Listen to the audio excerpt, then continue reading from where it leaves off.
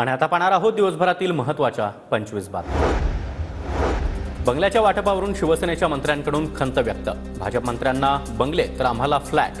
शिवसेना मंत्र्यांची खंत। संजय शिरसाट, प्रताप सरनाईक, भरत गोगावलेंना फ्लॅटचं वाटप।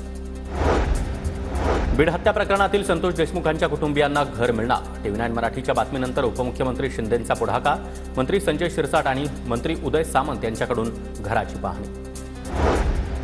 केंद्रीय गृहमंत्री अमित शहांच्या वक्तव्याविरोधात सोलापूरमध्ये खासदार प्रणिती शिंदे यांच्या नेतृत्वाखाली काँग्रेसचा मोर्चा। डॉक्टर बाबासाहेब आंबेडकर यांच्या पुतळ्याला अभिवादन करत मोर्चाला सुरुवात। शरद पवार गटाचे आमदार बापू पठारे यांनी अजित पवार यांची भेट घेतली। मतदारसंघातील विविध कामांसंदर्भात चर्चा केल्याची माहिती। भेटीमध्ये कोणतीही राजकीय चर्चा केली नाही, पठारेंचा दावा।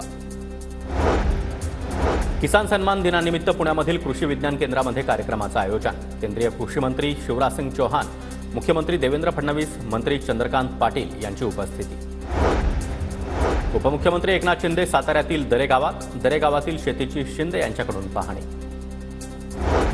इंदापूरमध्ये भुजबळांच्या समर्थनार्थ बॅनर झळकले। साहेब म्हणतील ते तोरण, साहेब म्हणतील तेच धोरण। बॅनरवर उल्लेख। भुजबळांना मंत्रिपद न मिळाल्यानं समर्थक नाराज। रायगडच्या रोहामध्ये महिला आणि बालविकास मंत्री अदिती तटकरे यांचे भावी पालकमंत्री म्हणून बॅनर्स। रायगडचं पालकमंत्रीपद कुणाला मिळणार, चर्चेला उधाण। नवी मुंबईमध्ये मंत्री अदिती तटकरे यांचं जंगी स्वागत। वाशी टोलनाक्यावर राष्ट्रवादीच्या कार्यकर्त्यांकडून अदिती तटकरे यांचं स्वागत। यवतमाळमध्ये मंत्री अशोक उईके यांचं जोरदार स्वागत। मंत्री अशोक उईके आणि आमदार राजू तोडसा यांची शहरामधून मिरवणूक।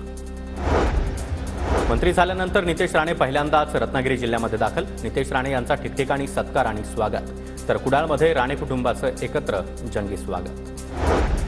पर्यटन मंत्री झाल्यानंतर पाटणमध्ये शंभूराज देसाई यांचं जोरदार स्वागत। कराडमधून पाटणपर्यंत बाईक रॅली। तर पर्यटन आराखडा तयार करणारा यासाठी जागतिक पर्यटन तज्ज्ञांची मदत घेणार, देसाईंची माहिती।